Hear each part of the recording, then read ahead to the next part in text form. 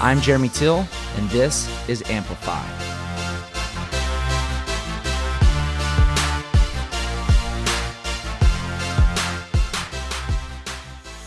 Daniel and Lindsey are our next guests on the Amplify podcast. Guiltless Superfoods, co-founded by these two, family-ran business out of Austin, Texas. It's a pleasure to have them on, getting a different perspective of what getting a business up and running from a product standpoint and getting it out in distribution via their website and stores.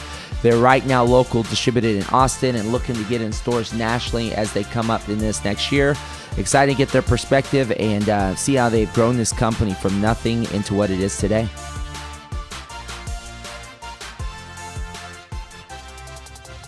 I'd love to start as y'all as a couple. You know, how did y'all meet, and what's y'all's personal relationship story? Where does that begin? And whoever wants to jump in and share that. Sure. What do you think? I'll hop on it. I'll keep it like and I'll keep it down to like the 2-minute version. So, okay. Do you want us to introduce ourselves first? Yeah, go ahead. Okay. So I'm Daniel Crouch. I'm the co-founder. Yes. Of Guiltless Superfoods, and then of course we have my lovely wife Lindsey Crouch, and she's the straw that stirs the drink. She's the chef that came up with everything that we have, and she's the soul behind our brand. And it's funny you asked about how we met. We actually met here in Austin at UT in 2003. Right. And which is a long time ago, and we met at a college party, and I will always remember the moment that I met her. I was there hanging out, having a good time, and then I was standing, let's say looking at, 12, and then from behind at about 5, on a clock, I felt this energy, this just like it was either lightning was going to strike or it was this quantum effect, and I turned over my shoulder and I looked at her and I was like, there you are. And that was the first thought that hit my mind, and I was like, there you are. That's the other half of my soul. That's who I'm supposed to be with. And at 20 years old, it scared the hell out of me because I was like, I don't want to slow down. I'm having a really good time at this party. At most parties, I'm having a great time, out in college. And so immediately I was in conflict. And the week kind of stupid part won out for the time being. And Lindsey was like, you know what? We dated for, probably 6 months. And she was like, you know what? I'm just better than that, and I don't need a split relationship where you're not going to be, totally committed to me. So you know what? I'll see you. And it only took about 4.5 years of strict hustling and courting to get her attention. And but I will say that's probably one of the most impactful events of my life, meeting her, but then also losing her and the struggle, the overcoming the resistance training that you just spoke of a minute ago, emotionally and in my soul, to get her back, to be the kind of guy that I knew I needed to be to get her attention again. And by the grace of God, I got the opportunity. And like I said, 4.5 years later, but I quickened my spiritual, emotional, and pretty much psychological progress in those 4 years where I became who I needed to be in order to be the quality of guy that she deserved. Yeah, Lindsey, so what do you have to say to that? It was really a pretty cool journey. He, in the beginning just, was non-committal. And, as a young woman, you want commitment and you're looking for someone who wants to invest in you. And Daniel was not ready for that. So I did. I told him to, lose my number. And I think that a few times.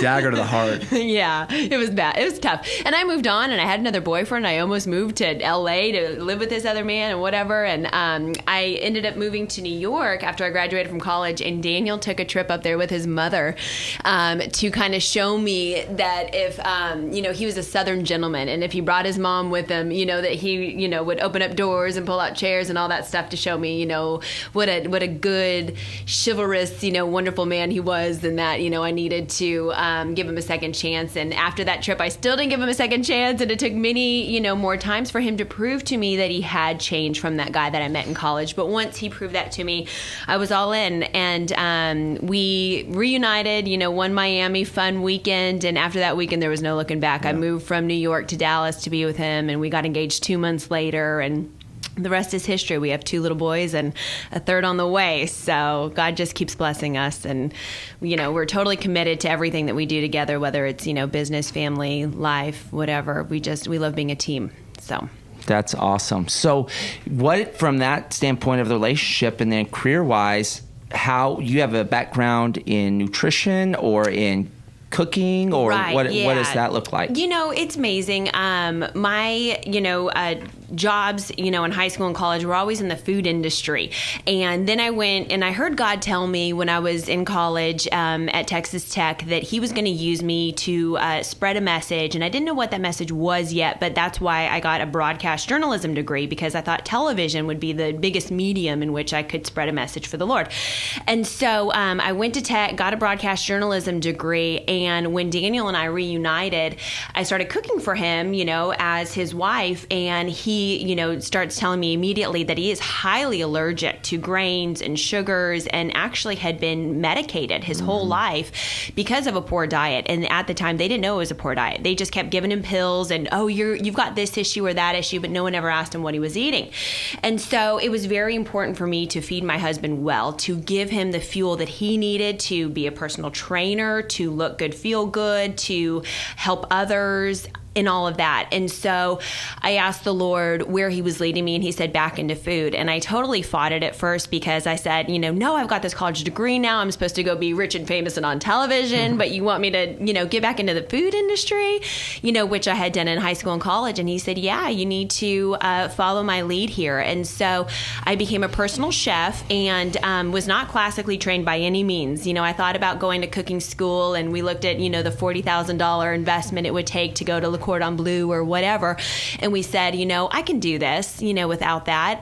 Let's just dive in. And so I started a catering business and personal chefing for families. And my niche was always grain-free. I always, did starch-free, grain-free meals, and would use vegetable substitutions and things along those lines. Daniel and I did corporate wellness programs together. He would do the fitness side of it, and I would bring in large catered meals, for a corporation. And let me tell you, cooking for 50 guys out of your home kitchen is gloriously painful. Now, is this in Austin, Dallas. Texas, or in Dallas? We lived in Dallas I lived there from 2005 to 2014. Went away, I grew up in Austin, had to get away. I feel like everybody in town, so I needed to get away to my own place and create my own life, and just, how it is, get away from where you grew up. And then that's where we reunited and started our life together, started this business together. Yeah. And it was really, again, to kind of pick up on what Lindsey's saying, is it was a necessity for me. When I graduated from college at UT, I said, I want to know myself mind, body, spirit. And I don't care at all about, making a ton of money, because I'd seen so many midlife crises hit, and I needed to know the issues that I was dealing with and where they came from. And for me, it was pure and simple, man. I was a carbaholic. And, growing up, we're about the same age, the food pyramid, man. You got to hit this 8 to 11 servings of grains. And I was like, okay, I didn't know the better. So I ate that way and was always just brain fog and depressed. And then when I graduated, I went on a strict paleo, diet, and then, but was sort of like cyclical. I could do the week, I'd kill it, all, no grains, no carbs, no nothing, meats and veggies. And then Friday night came along, let's have some pizza, let's have a little wine. And then the next morning, it's like, how about some pancakes? And then it just was like a just epic. And what fail. year was that? This is in 2008. Okay. Right. And the reason why I ask is that if we look, I met Rob Wolf back in 2005, and that was kind of like the precept to paleo, and like when this whole genre really started to get moving into mainstream. But, it didn't really hit mainstream in more like 2009 to 2012. And I think that it really got incorporated. So you're kind of at the precursor of. They called it. It was Atkins back then. Atkins, right? And that was the precursor to. But the basics are the same. You cut the grains, the starches, the carbs, and your body goes into ketosis, fat burning mode, and then boom. And I saw such tremendous results from that, and I was like, I'm all in. I'll eat eggs, tuna fish, and vegetables, and good quality meat for the rest of my life and be okay with it. But Lindsey was like, I ain't doing that. We can do better. We can create something that satisfies the need, and that was it for me, man. I mean, sugar, carbs are more addictive than heroin, and it was what always people go back to.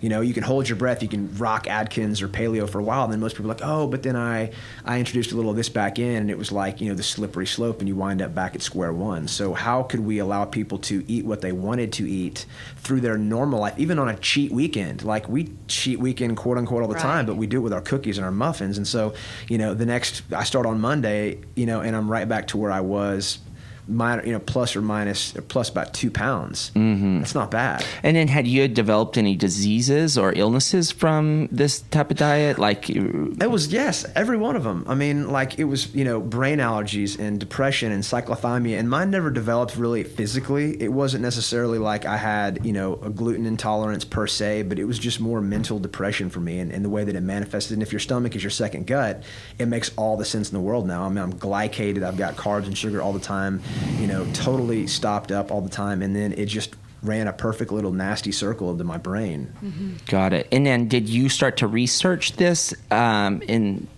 Yes. Yeah. So we started, diving into nutrition, just, studying, the power of protein and, real live whole foods. I love, fruits and veggies and, things of the earth, seeds and nuts. And so we started doing a lot of research on nutrition and protein and, the elimination of sugars and carbs and, processed foods. And so that became our mantra in cooking for others, and in doing those meals when I would use vegetables as substitutions. We started with quiches. We were like cooking for 50 men out of your home kitchen was absolutely crazy, or a rented kitchen. There was a lot of schlepping back and forth. We said we need a product. We need to come up with something that we can bless a lot of people at once, that we can mass produce something and really get it out there to as many people as possible. And so the first thing was quiches. We were doing crustless quiches because, all that egg is just, amazing source of, easily digestible protein. And then, we would add in, lean proteins, brisket even, and chicken bacon, and even turkey. Not so lean, because we believe fat was good. Fat is your friend, Sure. So we added all that stuff in. But vegetables. We had tons of different varieties. And then we found that our most popular quiche variety was a pizza quiche. And we thought, well, maybe it's not, the egg pizza, the quiche pizza that people are really looking for, but rather a healthy pizza. And so we actually took this man who has, Crohn's disease and type 2 diabetes. And we took him on a wellness retreat in Crested Butte, Colorado. And Daniel was training him, and I was cooking all of his meals. And we were just trying to get him off of, all that insulin and trying to regulate his blood sugar through his diet. And one night we were feeding him this pizza quiche and for dinner and just talking. And he was like, man, if you could just actually make a pizza crust, if you could just put a real bread on this thing that, us diabetics could eat without, the huge blood sugar spike, then you'd have it. Yeah. And so we went to bed that night and I prayed and I was like, God, how do we do this? Because we had just eliminated bread altogether. Yeah. It was just no bread, none at all. And that night God said, use seeds. Woke up the next morning and I'm like, Daniel, God told us to use seeds. And he goes, nope, it's crazy. That'll never work. What are you talking about? Terrible idea. Who's going to eat seeds? And nobody's ever done it before. So next. How would we do that? Yeah. And I was like, no, this is. So Daniel's really talented in interpreting God's message, huh? The wrong way. So if you ever hear me say something or she gives an idea and I disagree, you put your money on her and I will eventually come around. He eventually comes around. He's the Taurus, he's a bull. He's pretty strong-headed about stuff, but then he always comes around. And so it was pretty amazing. So we went to the little farmer's market there in Crested Butte, Colorado that day, picked up some seeds, started grinding them down and trying to make pizza crust. And then we had a few more visitors come in our little trip. My dad came and his girlfriend, and we were making him this pizza with a seed crust, and they were like, all right, and it was nowhere where it needed to be yet. So we took the idea back to Dallas with us and test kitchened it for, 6 months until we got actually a good recipe. And we were like, this is amazing. And Daniel would run the numbers with all the nutritional value, and it was off the charts. Like one pizza slice would have, 28 grams of protein and 2 net carbs, or just, something amazing. And so he was like, okay, the nutritional value's here. Now you got to make it taste good. And so it was finding that balance between nutrition and flavor. And then once we did that, we kind of figured out, that pizza crust was just really a bread dough, that we could do any type of bread product with this same 7-seed blend that we had come up with as our flour. And then we just started rolling it out, tortillas, muffins, cookies, sandwich bread, cinnamon raisin bread, and the line just grew from there. So that's kind of the story of it all. Well said. And you did it in a pretty short period of time. Yeah. So then at that time, when did Guiltless Superfoods, birth? Well, it started as Guiltless Pizza, and that Yeah. was the thing, because we were doing the corporate wellness programs, and we're giving them, like cauliflower mashed potatoes, and we're giving them what was the spaghetti squash instead of pasta, and like, hey, this Right. is great, but I'm ex-military, and I'm a guy, and I really just want pizza, bro. Can you just get me pizza? And we kind of laughed. We were like, man, healthy pizza? What are you, nuts? Because the first thing typically goes is the grains, carbs, and then you're eating like a meat pizza or pizza or whatever. Yeah.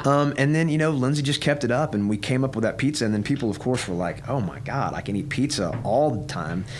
Even with the homemade sauces, we're talking like 9 net carbs per 28 grams of protein and 13 grams of fiber. So the numbers were off the chart, and they were effective. I mean, we got people on low carb diets, and they were losing weight. They were changing their lives. They were changing everything about themselves, had more energy. And so then we were like, but pizza every single day, every single meal, I don't know if it's like scalable. So that's when Lindsey turned it into bread and tortillas. That and was September muffins, cookies. 2012. Yeah. Yeah. Our little son Hank is in the room right now. He's saying his piece too. He's like, I like that pizza. I like it. We got a muffin on the table there, Dad. Why you holding it out on me? So in 2012, y'all made the pizza, and then fast forward to 2016, I know y'all have multiple different products. Yeah. Y'all 9 obviously SKUs. migrated from Dallas back to Austin. Right. And so tell me what happened in that 4-year period. Man, a lot Wow. of work. We started, as Lindsey, The journey. mentioned, in our apartment kitchen, and the main thing there was like, we both had day jobs. I was a trainer and Lindsey was a personal chef. And then at night, we'd go in and like work it, and I'm talking till 2-3 a.m. would we actually like make the pizza crust on a Monday, and we'd top them on a Tuesday, and then we'd go through the protocol. We'd make a little bread on Wednesday, and then we had this cycle where people would come to our apartment back door on Fridays from like 4 to 7. And they'd pick up their week's worth of food. And once we got the recipe down, we got the protocol down, then it was time to move to a commercial kitchen, a full-time commercial kitchen. We had a co-packer making it. So moved down to Austin because there weren't very many gluten-free manufacturing facilities in Texas at the time. Moved down here, quickly outgrew the first one, and then moved our production back to Dallas, where it is now. We have a great partner who's a superb manufacturer, and then we let them do all the production, and we oversee it. I mean, I'm down there all the time. I mean, I've slept in a production facility, I think, 4 times in the last 2 years. And I'm telling you what, sleeping on a bag of seeds is not the most comfortable thing in the world. So it's all been incentive to make this thing happen, make it a reality. And at the end of the day, man, it's about providing solutions. Everybody knows what they should eat. But it's about make it easy for me and make it taste good. Otherwise, I ain't gonna make my own bread. I'm not gonna just eat, meat and veggies for the rest of my life. So we had to indoctrinate people to bring them in. My dad, our dads, people who are not healthy eaters, who really are like, meh, I don't really care about eating healthy, and if it shortens my life, don't really care, but we care. So if we could give him something like the cookies and muffins that are more on the fringe, but they bring people into the center line, and that's where the results happen. That's where the life-changing experience happens. We've seen it hundreds of times over the last 3 or 4 years. So it feels good to have results coming in from your life's work. Yes. And then, so tell me your 9 different products that y'all carry. So we have, in order of inception, we have the flour, which is, we come in the bags of flour, or super seed blend rather.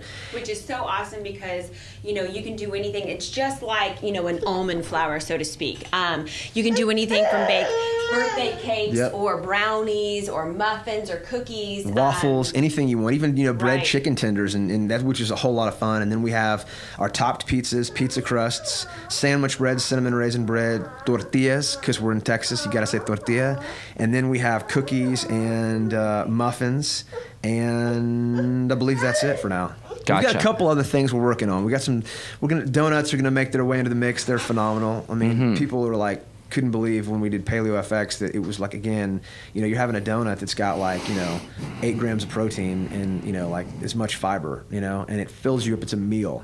And so y'all got y'all's products underway, and I think y'all recently just got with a major distributor, correct? Or y'all were...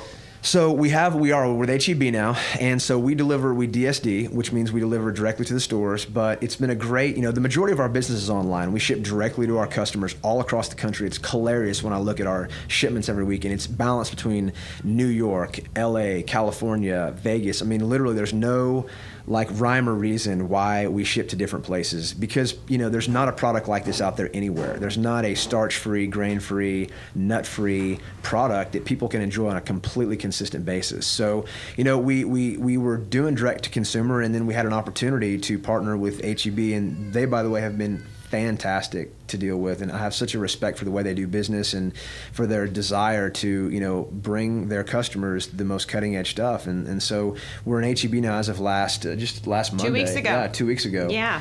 And what's that? So with HEB, I mean, they have, I don't know how many hundreds of stores. Yeah, hundreds. So are y'all local here in Austin? We're local currently? here in Austin. We're doing 3 stores here that are sort of their most top selling. Yeah, top selling healthy living. People in those areas, those barrios, those neighborhoods get it. And so we're rolling out. But what's cool is when you walk in, you'll see every one of our products in a freezer door, like all of them together. And you're like, okay, I'll take a loaf of bread and a pizza. And I'll do this. And then so exciting. Yeah. When we sat down with them at their headquarters in San Antonio, when they were like, we want all 9 SKUs and we're going to give you an entire freezer door, because sometimes that can be, where a product in retail can kind of get lost, if you're stuck in between lots of other products and people can't find you, or if you only have limited shelf space. And so to be able to have that, awesome, powerful presentation in the supermarket means a big deal. Yeah. And that actually has been a very successful presentation for us with our other smaller retailers. We started out in People's Pharmacy in Austin, which is an awesome alternative, they're a great partner. kind of homeopathic kind of establishment. And we have our own freezer door there, and it's proven to, really, give a really nice delivery to the customer. And so the fact that HEB wanted to do that too, we were really stoked about. Yeah, it's the best-selling frozen product that People's has ever had, and they've been around a long time. So Yeah. it just goes to show when you're reaching out to the right people, how receptive they are to this new way of life, this lifestyle. Well, they're always saying thank you. Yeah, they're I love thank that. you for making this for us, and thank you guys for providing this different product, because I have a nut allergy, or I'm gluten intolerant, or whatever, and it's important for me to still have a normal lifestyle where I can have a sandwich or a breakfast taco, or give my kid a muffin or whatever. So And feel great about it too. nice, yeah. I weigh less than I did when I graduated high school, right? As I sit in this chair and, growing the business, I get to maybe work out 30 minutes per week. So, and I mean, I'm an addict to exercise. I love the endorphins, but it just ain't been happening lately. And so, it's been a blessing that I can eat what I want, pizzas, sandwiches, cookies, muffins, tortillas, etc., and still live at my ideal weight. And amidst all the changes and the obstacles and hurdles these last 4 years, one thing has been great. I can look at myself in the mirror and I can, feel good about what, I feel good about the way I feel, and I feel good about the way that I look. And that is a huge confidence booster for me in these last couple of years. especially growing up with the issues that you had, being on that kind of roller coaster of, ups and downs with weight and diet and, just the way you felt. For you to be consistent now is a huge blessing in your life. Like, this man weighs himself every single morning. I mean, I'm a maybe scientist. a couple times a day. Yeah. With glucose and, blood sugar readings and, just everything. I want to know all there is to know about the human body. So in the scaling and ramping and the development of the company, what has been some of y'all's challenges that y'all's faced, or what has been the challenge y'all have faced? Yeah. I think that it's been patience. I think that when you start out to dream big and to put something out there that's never been done before, and to be an entrepreneur and to kind of, start something from the ground up and to have a startup and whatever, you never really realize how much it's going to take or how long it's going to take. And so I think that patience has been one of the greatest virtues that we have learned and have had to overcome, because I think there were so many times when we thought, success might come overnight, like we might have that big meeting and get that big break and boom, we're done, we're in, and it never happened that way. It was one foot in front of the other every single day, just that persistent hard work, showing up, being committed, being passionate, spreading the word, making it your identity, that whole thing, really owning it. I think that has been our biggest, challenge, was just, I don't know, just overcoming you're not going to get handed the unknown. golden ticket. Yeah. It's really just hard work that, is going to really pay off, and being committed to it, knowing that, if God said, keep on, that he is a man of his word, and knowing that, he would be faithful to that. So I think it was patience. We've had tons of obstacles through the course. I mean, that we've had to overcome every through this possible obstacle. Yeah. And we're both so far out of our comfort zone. And it's been great because, it's like our education process and our growth and our strengthening process has been intense. And, we asked for it, and this is exactly what we wanted. And it's been fast and furious. But, we always seem to get the help that we need. And, to answer your question, the biggest thing for me has been to just wake up and to, maintain that positive mental attitude and to feed, myself, be it, nutritionally, in what I read and what I digest personally, psychologically, so as to keep my frequency high and my joy high, because it's going to be, anybody that's an entrepreneur or business owner, you know exactly what I'm talking about. It's on you, baby, and you've got to make it happen. And if you don't know, you got to find out how. And if you can't find out how, you got to find somebody that does. Absolutely. I think I just finished reading Phil Knight's memoir, and he's, founder of Nike, and he breaks you through the first decade of what it's meant to take Nike from Blue Ribbon to what it was as Nike. And I put it that 0.001% of people could have made Nike work, and it was Phil Knight. Because everybody, that's a great book, and you're talking about some books to read, to really get. When I read that book, two things I got from it is that he was uniquely made in the time and period that he was to bring Nike to the multi-billion-dollar company that it is today.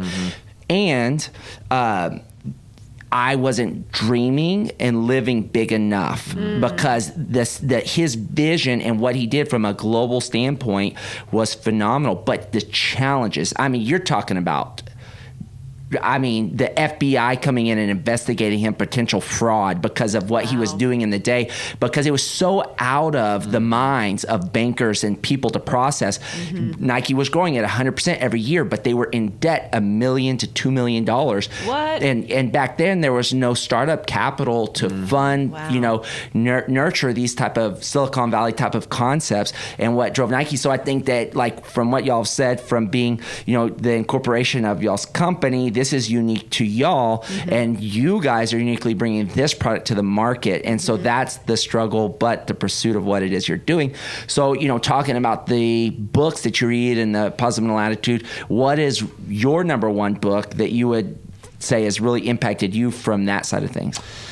From an educational component, there were 3 books that really stuck out in me. And back in 2000, I want to say 2, I read a book called Protein Power by a guy named Dan Eads. And he basically just laid it out what the deleterious effects of grains and carbs were. And that was my aha moment. And then since then, I've had a few more books that really, confirm that. And one is by a guy named, a mentor of ours named Doug Kaufman. And he's basically a mycologist who studies the fungal link. And basically his philosophy is, look, there's fungus out there in the world. It's a good thing. It's meant to, eat dead tissue and keep the life cycle flowing. You just don't want it inside of you. And, if you look at yeast is a fungus. It's a mold. And so most people are eating a fungus on a daily basis. And what does fungus eat? Grains and sugars and carbs. Boom. So you've invited the perfect guest in that you don't want in, and you're feeding them really, really well all the time. And that really helped me to understand the difference, the link between disease, be it, cancer, heart disease, Alzheimer's, any of them, to, what you're eating and the root cause of it. And then, most recently for me, from an educational point, was Grain Brain. If you haven't read Dr. David Perlmutter's book, it pretty much exposes what exactly happens internally when you're eating grains and things over the course of 30, 40 years. And it's just fascinating to know, Okay, so those 3 books really give me a stimulus of kind of the behind the product. But what about staying on track with the mind as an entrepreneur? Because that's one journey of the vision of the company. But what about, like, keeping you engaged?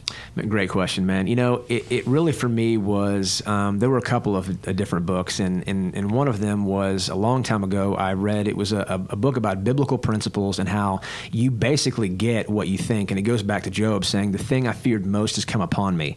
And so regardless of whether you want it or you don't want it, it's going to happen to you unless you take control of your mind. And then, a couple more books since then. What was the name of that one? What was the name of that book? It was A Course in Keys to the Kingdom. It was a kind of an obscure, smaller, but workbook it was a workbook. But it's called Keys to the Kingdom. Keys to the Kingdom. I believe Okay. it was Keys to the Kingdom. Yeah, Kay Miller. Great book, because it really, again, it brought to light, like I said, all the things I grew up with as a kid, learning the biblical principles and hearing what, Jesus said and wondering, well, why isn't that happening to me? And what am I doing wrong? And, Joe Vitale's got a couple of great books talking about, being miracle-minded and changing your interpretation of events and seeing everything as good. And it's really about realigning your thoughts. Mm-hmm. And then, as far as, books that really just helped me to understand how to be a CEO, man, great question. I know. Great question. Yeah. There's been a few of them, but I'm sort of drawing a blank right now. But That's okay. And is there any books? I know you're the chef and the behind on that sense. Do you do any self-development or book reading yourself that kind of drives you day to day?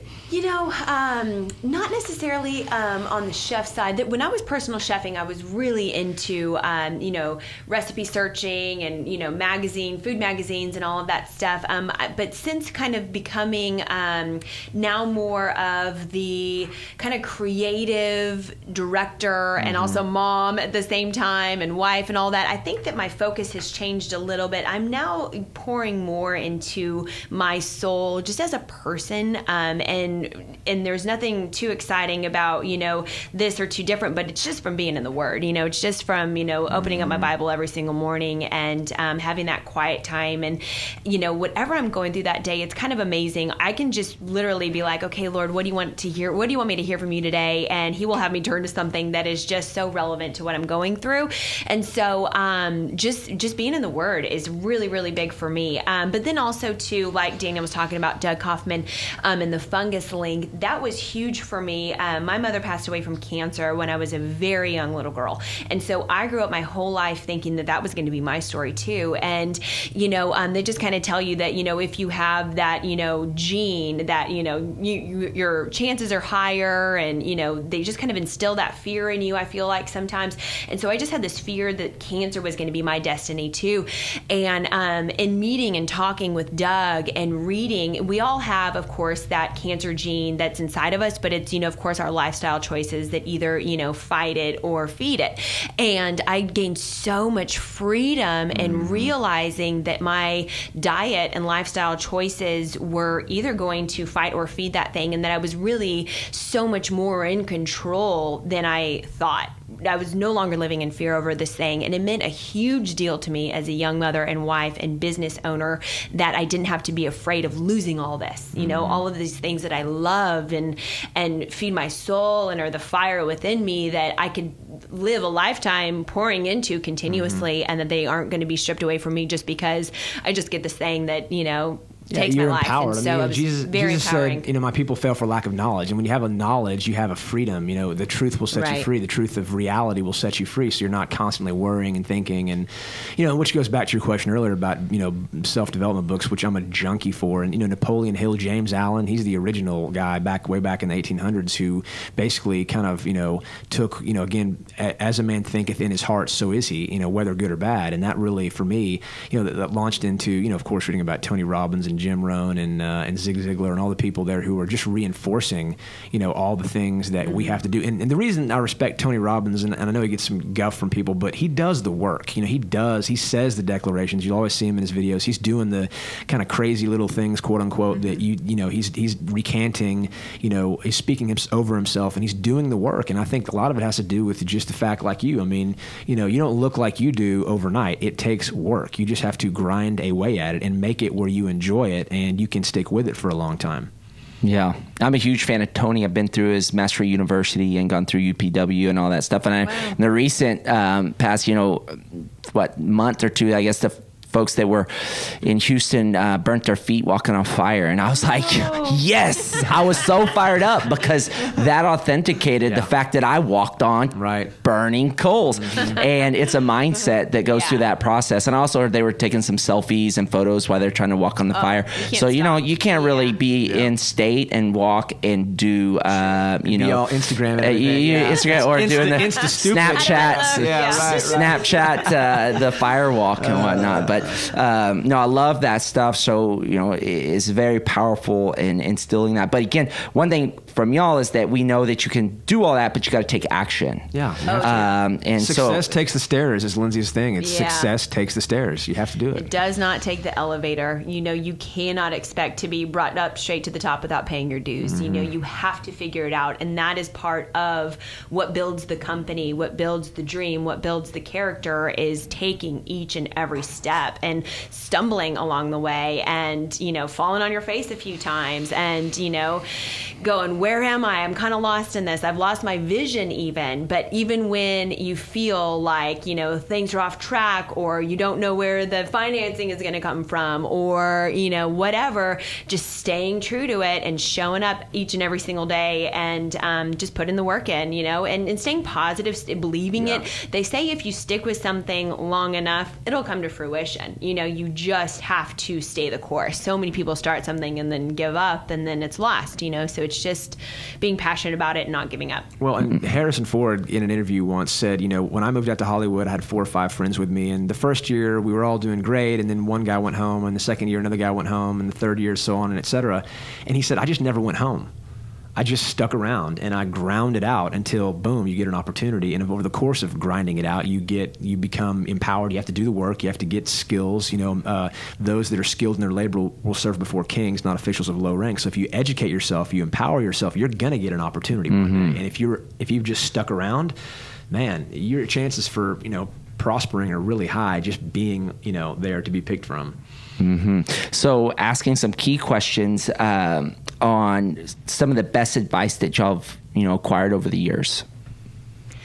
I think one of them was that success takes the stairs, that we shouldn't expect to be on the shelves of every single major supermarket across the U.S. tomorrow. Just because you come up with a good idea and put out one product doesn't mean that you're there. It takes trial and error and trial and error. And just yesterday we were on the phone with the head baker of our manufacturer, and she says, so I made a mistake, but she said, but mistakes lead to what is supposed to happen. She said, I turned the oven up 10 degrees too high, so then I cooked it less, and guess what? The product came out better, and so it's just part of that, sticking with it. It's not going to happen overnight. Show up every day. Don't give up too soon. And success takes the stairs, baby. It's going to take time. And for me, I would say, I'm an eternal, like I said, I love personal health and development. I was a life coach and trainer for, 13 years. So I just, it's my passion. But one thing that some of the best advice I got is don't try to be perfect in all things, because you get demoralized when you don't hit an unrealistic standard all the time. And so for me, I've had to learn how to settle for a B+ in all things. The packaging might not be exactly as I want it, but guess what? It's really, really good. And you can't fascinate, on things too much because again, it's in the manufacturing business and for pretty much any small business, there are 9 things that you have to juggle all at once. And so if you focus too intensely on one, the other 8, those plates begin to kind of slow down, and before you know it, they start falling to the ground. So you've just got to be constantly hustling and constantly not settling, because that's not the word I'm looking for. We have an excellent standard, but for me to be able to be okay with, let's call it an A-, because I'm not really okay with a B+. I understand for sure. So I know you keep talking about discernment, and a lot of stuff has been guided by the voice of God, and you've taught so. Right. So with that, we know Daniel's working on that skill. So what does that look like for you? That is getting quiet, and it is doing the right thing and spending time, where that your time should be spent. And when God, tells you, to bring it to the throne before the phone, you do that. You go talk to God first before you call your girlfriends to kind of complain about it or, find out what they think or whatever. It's going to God first. And it's I think that Daniel is a type personality, and I am more of an AB, where I can sit and listen, and I can be still and just take my time. And I think that God has really spoken to me through that, and that, I don't mind taking an hour of quiet time in the morning. I'm not someone who, will get up and rush out the door. I seriously, have my cup of, hot lemon water first, and then, a cup of coffee, and I sit in my chair with my Bible and my devotionals and my journal, and I spend that time first. And it's through that I've just cultivated, listening to the Holy Spirit inside of me, that I allow him to take up residency, to speak to me. And there have been many things that God has driven me to, cut out of my life. If I wanted to have all the blessings that he had in line for me, I had to stop this behavior. And, it's not always easy or fun or the most socially acceptable thing, but I do it because, and it may take me a little while, but I do it because I know that God has the best in store for me, and he wouldn't guide me to something that isn't that. And so it's just spending that time. It's just doing what he tells you to do. It's, asking for his word, but then doing it also too. You can't ask for Jesus to speak to you and then not act on it. That's just, not, foolishness in a way. Yeah. And so I just try to do what he says, and I grow every single day, and I'm totally not perfect. And I think that, motherhood is tough, and marriage can be, hard, and business is hard, and all that stuff. But it's every day giving yourself grace, and each other grace and acceptance. And I just think that it's just that balance of just being quiet and just staying in the Word. And also too, I love spreading what I hear. So I have a little group, every single morning when I'm kind of done with my quiet time, I'll send it out, and I'll say, like, this awesome verse came to me today, and this is a little summary of how we can relate it to our lives. And I've been doing that. I started with just motivational quotes when I was living in New York, and then God quickly turned it into scripture, because that was the most real thing that I felt like I could help people with.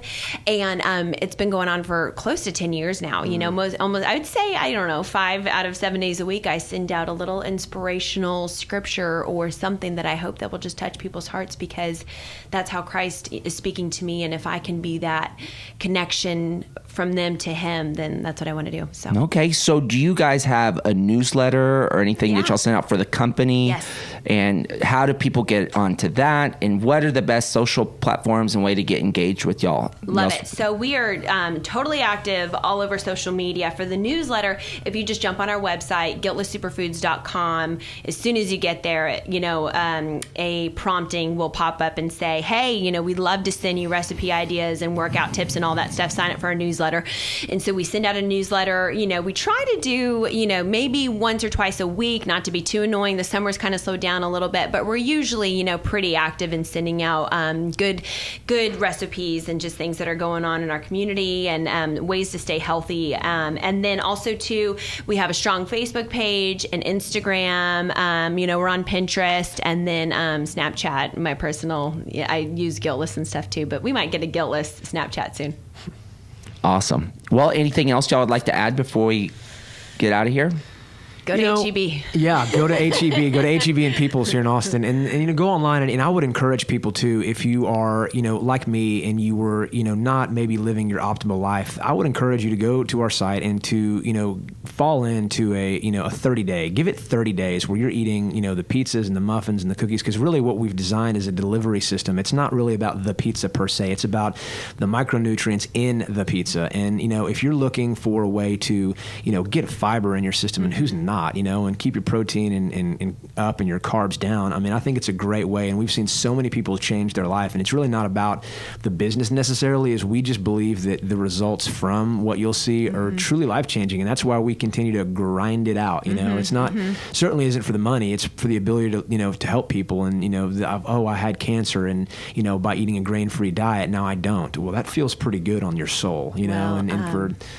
Little Will with diabetes. How about that? Oh, wow. That was huge. Recently, we had a child who was type 1 diabetic, and the mom and dad spent $1,000 a month on insulin. And since going on our products, they give him a cookie before he goes to bed to regulate his blood sugar. And his insulin needs are 70% less. And so that was just, again, an affirmation. So just with that, so to a listener to say, I gave them a cookie. That could conjure up a lot of like, that's not good. But give me the breakdown of that, because it's not the word, but it's what's inside of that they're consuming. So what's in the cookie? Yeah. So you're looking at 3.5 grams of protein, 4 grams of fiber, and 9 net carbs. And so, what mitigates the insulin response, what absorbs the sweetness of, products is fat, fiber, and protein. So if you put a bunch of fat, fiber, and protein in a delivery mechanism, and we'll call it a guiltless cookie, then all of a sudden your body's not going to just like explode from all this sugar, because the sugar has 3 babysitters. And again, it's organic coconut palm sugar. It has actually minerals and vitamins, but you have the fiber, the fat, and the protein to absorb that. And so then you don't have an insulin spike, which turns into fat storage. So, again, it was designed that way. We're just trying to sneak micros into your body and through different delivery mechanisms. That's what it is. All right, guys. Well, I really appreciate y'all coming on. Yeah. Thank y'all so much. Thanks so much for having us, bud. Absolutely. Yep.